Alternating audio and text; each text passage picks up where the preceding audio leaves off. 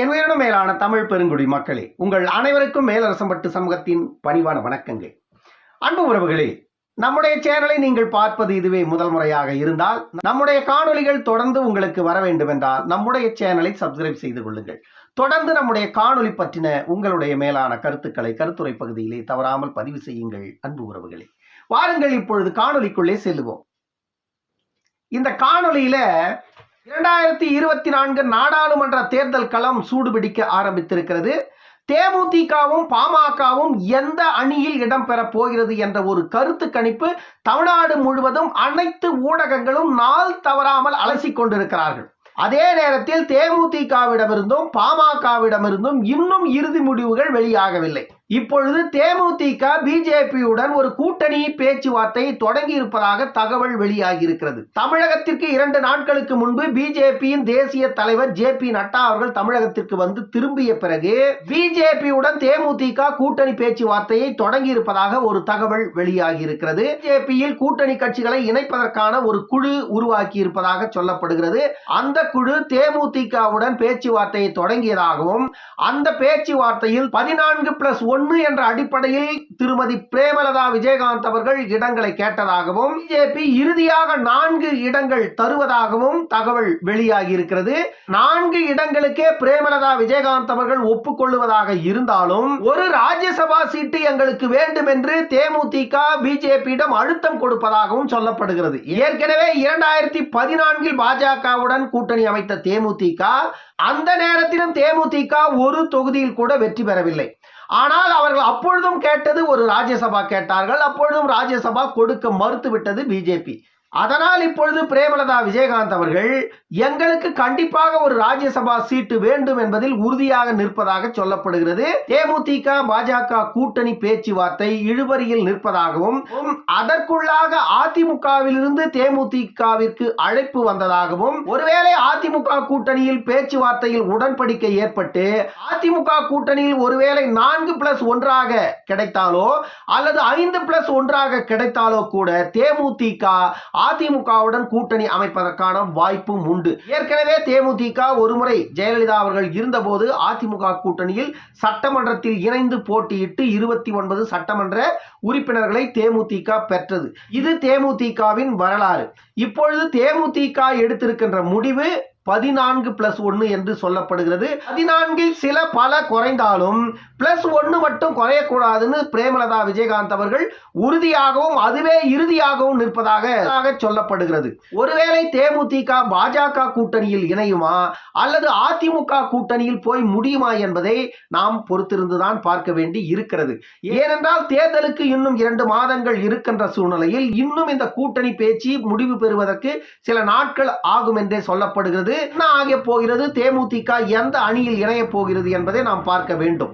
அதே போன்று பாமகவின் இன்றைய நிலைப்பாடு, பாமகவின் ஒவ்வொரு அசைவுகளையும் தமிழ்நாட்டில் உள்ள எல்லா ஊடகங்களும் வழிமேல் விழி வைத்து பார்த்து கொண்டிருக்கிறார்கள். பாமகவினுடைய ஒவ்வொரு அசைவுகளையும் ஒவ்வொரு நகர்வுகளையும் அனைத்து செய்தி சேனல்களும் வழிமேல் விழி வைத்து பார்த்து கொண்டிருக்கிறார்கள். இந்த சூழ்நிலையில தான் சமீபத்தில் 2 நாட்களுக்கு முன்பு கூட்டணி பிரச்சனை பற்றி ஒரு செய்தியாளர்கள் கேள்வி எழுப்பிய போது டாக்டர் அன்புமணி அவர்கள், செய்தியாளர்கள் மத்தியில் எப்பொழுதுமே கோபப்படாத திரு டாக்டர் அன்புமணி அவர்கள் 2 நாட்களுக்கு முன்பு செய்தியாளர்கள் மத்தியில் கடும் கோபத்திற்கு ஆளானார். ஏன் கடும் கோபத்திற்கு அவர் ஆளானார்னா, செய்தியாளர் எழுப்பிய கேள்வி. ஏன்னா செய்தியாளர் கூட்டணி பேரம் முடிந்து விட்டதா, அதிமுகவுடன் கூட்டணி பேரம் பேசியதாகவும் அதிமுகவுடன் கூட்டணி பேரம் 300 கோடி பேசியதாகவும் சொல்லப்படுகிறது. இது உண்மையா என்று செய்தியாளர் அன்புமணியிடம் கேட்க, அன்புமணி கோபத்தின் உச்சிக்கே சென்று செய்தியாளரை கடுமையாக சாடிய அந்த காணொலியை நாம் பார்த்தோம். ஏன்னா செய்தியாளர்களை பொறுத்த வரைக்கும் டாக்டர் அன்புமணியிடம் இப்படித்தான் கேள்வி எழுப்புவார்கள். ஏனென்றால் இது தமிழ்நாட்டில் இருக்கின்ற அரசியல் கட்சிகள் இவர்களுக்கு கொடுத்திருக்கின்ற வேலையை இவங்க எஜமான்கள் கிட்ட அவங்க பேரம் பேசி வாங்கி கொண்ட காசுக்காக இவர்கள் கூவுகிறார்கள். இவர்கள் கூவுவர்கள் இப்படித்தான் கூவுவார்கள். அதனாலதான் டாக்டர் அன்புமணியிடம் அந்த செய்தியாளர்கள் அப்படி வாங்கி கட்டி கொண்டார்கள். இப்பொழுது பாமகவின் கூட்டணி நிலைப்பாடு எப்படி சென்று கொண்டிருக்கிறது அப்படின்னு பார்த்தா, பாமகவினுடைய தேர்தல் நிலைப்பாட்டில் அவர்கள் சரியாக நிற்கிறார்கள். 2026 சட்டமன்ற தேர்தலில் பாட்டாளி மக்கள் கட்சியின் தலைமையில் தான் கூட்டணி. ஆனால் 2024 பாராளுமன்ற தேர்தலில் பாட்டாளி மக்கள் கட்சி எந்த அணியோடு கூட்டணி அமைத்தாலும் 11+1 என்று பேச்சுவார்த்தை போய்கொண்டிருப்பதாக சொல்லப்படுகிறது. 11+1. ஏற்கனவே நான் சில காணொளிகளில் பேசியிருக்கிறேன். ஆனால் அதில் சில முரண்கள் இருக்கத்தான் செய்யும்.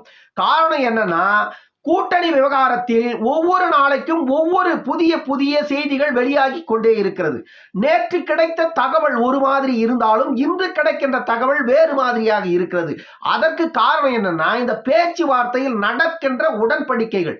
இந்த பேச்சுவார்த்தையில் நடக்கின்ற உடன்படிக்கைகளில் 14 இருந்த பாமக 11க்கு வந்திருப்பதாக சொல்லப்படுகிறது. அதே போன்று அந்த 11 தொகுதிகள் சிதம்பரம், விழுப்புரம், கடலூர், மயிலாடுதுறை, ஆரணி, தருமபுரி, சேலம், ஸ்ரீபெரும்புதூர், அரக்கோணம், கிருஷ்ணகிரி உள்பட 11 தொகுதிகளை பாமக குறிவைத்து கேட்டுக் கொண்டிருப்பதாக சொல்லப்படுகிறது. அதே போன்று தேமுதிகவும் பிஜேபி கூட்டணியில் தருமபுரியை கேட்பதாக தகவல் வெளியாகி இருக்கிறது. தேமுதிக, பாமக என்ற இந்த 2 கட்சிகளுமே அதிமுக கூட்டணியில் இணைவதற்கான வாய்ப்புகளே அதிகம் இருப்பதாக சொல்லப்படுகிறது. அதிமுகவின் தலைமை எடப்பாடி பழனிசாமி அவர்கள் சி.வி. சண்முகத்திற்கும் கே.பி. முனிசாமியிடமும் இந்த கூட்டணியை உடனடியாக முடிவுக்கு கொண்டு வாருங்கள் என்று அவர்களை முடுக்கிவிட்டிருப்பதாக சொல்லப்படுகிறது. ஆகையால கூட்டணி பேச்சுவார்த்தையின் முடிவுகள் இன்னும் 2 நாளில் பாட்டாளி மக்கள் கட்சியின் முடிவும் தேமுதிகவின் முடிவும் வெளியாகும் என்று எதிர்பார்க்கப்படுகிறது. வேகமாக இந்த கூட்டணி செயல்பாடுகள் நடந்து கொண்டிருப்பதாகவும், சி.வி. சண்முகம் அவர்கள் தைலாபுர தோட்டத்தில் ஏற்கனவே மருத்துவர் ஐயா அவர்களை சென்று சந்தித்து பேசிவிட்டு வந்த அந்த தகவல் ஏற்கனவே நாம் காணொலியில் பகிர்ந்திருந்தோம். இப்பொழுது சி.வி. சண்முகம், கே.பி. முனிசாமி இவர்கள் இருவருமே மருத்துவர் ஐயாவிடம் தொடர்ந்து பேசிக் கொண்டிருப்பதாகவே சொல்லப்படுகிறது. இந்த கூட்டணி விவகாரம் பாமகவிற்கும் அதிமுகவிற்கும் நடந்து கொண்டிருக்கின்ற இந்த கூட்டணி விவகாரம் இன்னும் ஓரிரு நாளில் முடிந்துவிடும் என்றே சொல்லப்படுகிறது. அதே போன்று தேமுதிகவும் அதிமுக கூட்டணியில் தான் இணையும் என்று சொல்லப்படுகிறது.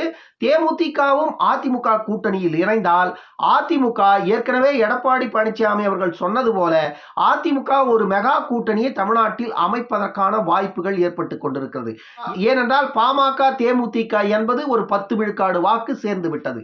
அதே போன்று டாக்டர் கிருஷ்ணசாமி, ஜான் பாண்டியன், ஜி.கே. வாசன், பெருந்தலைவர் மக்கள் கட்சி என்.ஆர். தனபாலன், அதே போன்று எஸ்டிபி கட்சி, புரட்சி பாரதம் போன்ற சிறிய கட்சிகள் எல்லாம் ஒன்றாக இணைந்து குறைந்தது 10 இயக்கங்கள் ஒன்றாக இணைந்து மிகப்பெரிய கூட்டணியை அமைத்து திமுகவிற்கு எதிராக தமிழ்நாட்டில் 2வது அணியாக மிகப்பெரிய அணியாக வலுவாக களத்தில் நிற்க வேண்டும் என்று எடப்பாடி பழனிசாமி அவர்கள் எனவே ஒரு மெகா கூட்டணியை அமைக்க போறோம் என்று எடப்பாடி பழனிசாமி அவர்கள் சொன்னது போல இந்த கூட்டணி இப்படி நாம் இப்பொழுது மேற்கோள் காட்டியதை போல இந்த கூட்டணி அமைந்தால் மிகப்பெரிய மெகா கூட்டணியாக கண்டிப்பாக அமையும்.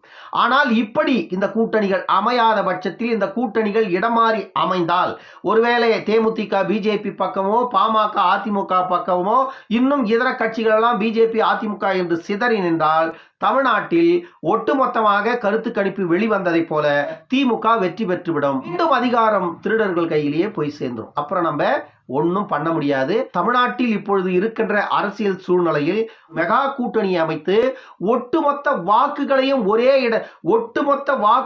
ஒரே இடத்தில் வந்து குவிகின்ற நிலையை ஏற்படுத்தினால் கண்டிப்பாக நாம் மேற்கோள் காட்டிய இந்த கூட்டணி வெற்றி பெறுவதற்கான வாய்ப்புகள் உண்டு. ஆனால் பிஜேபி தனித்து விடப்படும். நாம் தமிழர் கட்சி ஏற்கனவே தனித்து நின்று அவர்கள் வேட்பாளர்களை அறிவித்துக் கொண்டிருக்கிறார்கள். அதே போன்று பிஜேபியும் வேறு வழி இல்லாமல் தமிழகத்தில் தனித்து தான் நிற்க வேண்டும். அவர்களால் எதையும் செய்ய முடியாது. ஒரு பக்கம் திமுக அணி, இன்னொரு பக்கம் அதிமுக அணி என்று 2 பக்கமும் சம பலம் வாய்ந்த அணிகள் களத்தில் நிற்கும் பொழுது கண்டிப்பாக வெற்றி வாய்ப்புகள் பிரகாசமாக இருக்கும் என்றே சொல்லப்படுகிறது. என்ன நடக்க போகிறது 2024? சீமானின் நிலை என்ன?